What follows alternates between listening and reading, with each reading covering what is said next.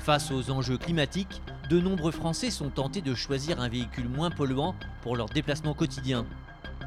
Fin 2018, selon un sondage, 35% des Français avaient ainsi l'intention d'acheter une voiture électrique. On pourrait s'en étonner, car pour l'instant ces véhicules ne pèsent que 2% dans la flotte française actuelle. Mais il y a une nouvelle donne. Les moteurs thermiques seront bientôt mis au rebut. En 2040, les voitures qui en sont équipées ne seront plus commercialisées dans l'Hexagone. Mais surtout, ce qui permet à chaque Français d'envisager de faire prochainement sa transition écologique, c'est que désormais, avec le développement des infrastructures de recharge, notamment sur les autoroutes, ces voitures ne sont plus destinées aux petits trajets domicile-travail du quotidien. Le temps de la mobilité électrique est arrivé. Sur le réseau de Vinci Autoroute, on en croise de plus en plus. Comme cet informaticien parti de Caen et qui se dirige vers Angers. Sur des trajets par exemple pour aller en Bretagne où j'ai fait 700 km aller-retour, il n'y a pas besoin de s'arrêter avec une voiture électrique maintenant, on peut faire tout d'un seul tenant. S'il roule en électrique, c'est qu'il est convaincu de faire une bonne action pour l'environnement. Une voiture électrique est moins polluante à partir de 50 000 km environ par rapport à une voiture diesel. Faire un acte positif pour la planète, c'est donc sa première motivation. Ensuite, il y a le confort. Pour rien au monde, je retournerai sur du thermique, c'est vraiment un confort de conduite. Et enfin, il doit le reconnaître, il n'y a désormais plus aucun frein à choisir une voiture électrique. Car les possibilités de recharge rapide sont désormais nombreuses. Comme ici près de Chartres, sur cette aire de service. Donc là, il me demande de raccorder le connecteur. Hop, allons-y. Pour l'instant, tout est OK, la connexion est bonne. On lance. Voilà, c'est parti. Rien à faire, il y a juste à attendre que ce soit terminé. Durant les 15-20 minutes de charge de la batterie, certains se reposent dans l'espace détente de cette aire du réseau Vinci Autoroute. D'autres en profitent pour travailler. En fait, on se soucie pas trop du temps, ça passe, on fait ce qu'on a à faire et quand il va être l'heure de repartir, on repart. 92%.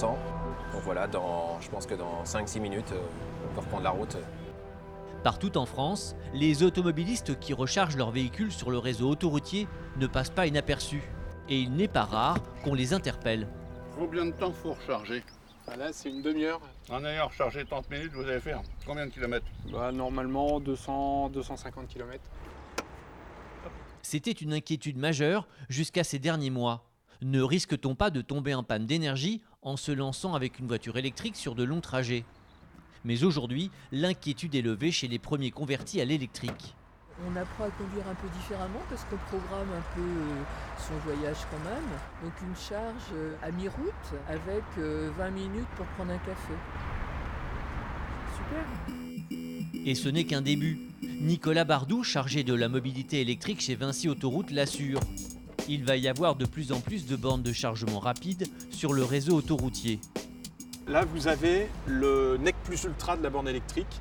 C'est des bornes qui permettent de recharger un véhicule de 5 à 600 km d'autonomie en une quinzaine de minutes maximum. Ces nouvelles générations de stations qui fleurissent, puisqu'il y en a 80 prévues en France pour cet opérateur Ionity d'ici 2020. Avec ces bornes Ionity, la recharge est non seulement rapide, mais elle est économique. Cela ne coûte que 8 €. On est vraiment 3 à 4 fois moins cher que sur du thermique. Et quelle que soit la borne de recharge, chacun fait son calcul.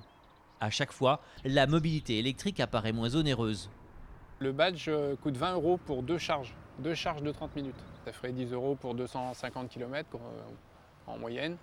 Donc oui, c'est quand même assez correct. Des économies sur les trajets, cela permet de compenser le prix encore un peu élevé des modèles électriques chez les constructeurs. Même si leur prix est désormais orienté à la baisse, comme le souligne Nicolas Bardou. Avec la diminution du prix des batteries d'une part et d'autre part l'augmentation du volume de production des véhicules, les prix vont baisser. D'ici 2022, le prix des véhicules électriques sera aligné sur le prix des véhicules thermiques sans les subventions. Donc on peut considérer que ce verrou-là est en train de se résorber.